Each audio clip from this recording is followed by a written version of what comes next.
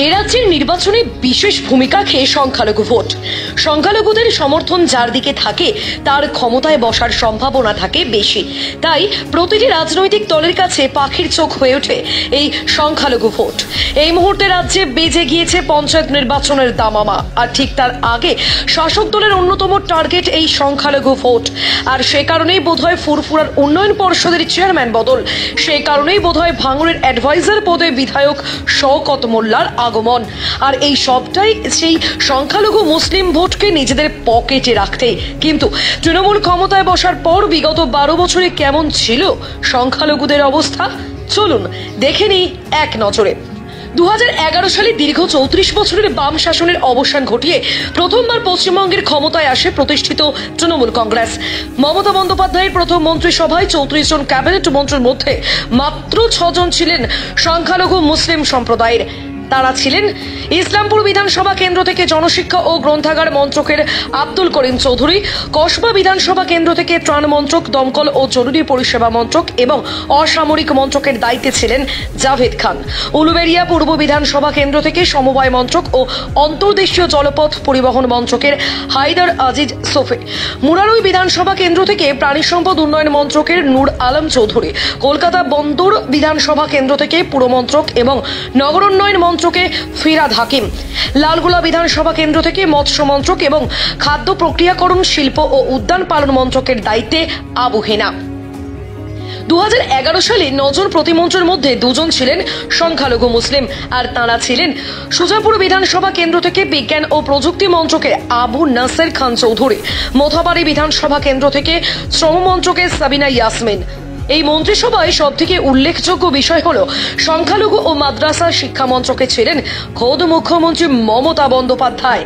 এখানেই উঠছে প্রশ্ন, বিধানসভার কোনো সংখ্যালঘু সদস্যকে এই মন্ত্রকের দায়িত্ব না দিয়ে কেন মমতা বন্দ্যোপাধ্যায় নিজের দায়িত্ব রেখেছিলেন? এবার চোখ রাখা যাক মমতা বন্দ্যোপাধ্যায়ের দ্বিতীয় মন্ত্রিসভায়। 2016 সালের 16 মে দ্বিতীয়বার পশ্চিমবঙ্গের মুখ্যমন্ত্রী হিসেবে শপথ নেন মমতা বন্দ্যোপাধ্যায়। আর এইবারের মন্ত্রী তালিকায় 28 জন ক্যাবিনেট মন্ত্রীর মধ্যে মাত্র 3 জন সংখ্যালঘু মুসলিম সম্প্রদায়ের ছিলেন। অর্থাৎ এক ধাক্কায় 50% মুসলিম অংশগ্রহণ কমে গেল। দেখে নেব 2016 সালে কাদের ভাগ্যে শিকে ছিঁড়েছিল। ভাঙড় বিধানসভা কেন্দ্র থেকে খাদ্য সংগ্রহ ও উদ্যান মন্ত্রী আব্দুর রেজ্জাক মোল্লা, কলকাতা বন্দর বিধানসভা কেন্দ্র থেকে পুর নগর উন্নয়ন মন্ত্রী ফিরাদ হাকিম, কসবা বিধানসভা কেন্দ্র থেকে দুর্যোগ ব্যবস্থাপনা মন্ত্রী জাভেদ খান। 8 জন প্রতিমন্ত্রীদের মধ্যে 3 জন সংখ্যালঘু মুসলিম, আর তাঁরা ছিলেন পর্যটন প্রতিমন্ত্রী গোলাম রাব্বানি, শ্রম প্রতিমন্ত্রী জাকির হোসেন, সংখ্যালঘু বিষয়ক ও মাদ্রাসা শিক্ষা প্রতিমন্ত্রী গিয়াসউদ্দিন মোল্লা। স্বাধীন দায়িত্বপ্রাপ্ত 5 জন প্রতিমন্ত্রীর মধ্যে 1 জন সংখ্যালঘু মুসলিমের জায়গা হয়েছিল, আর তিনি হলেন গণশিক্ষা ও গ্রন্থাগার মন্ত্রী সিদ্দিকুল্লাহ চৌধুরী।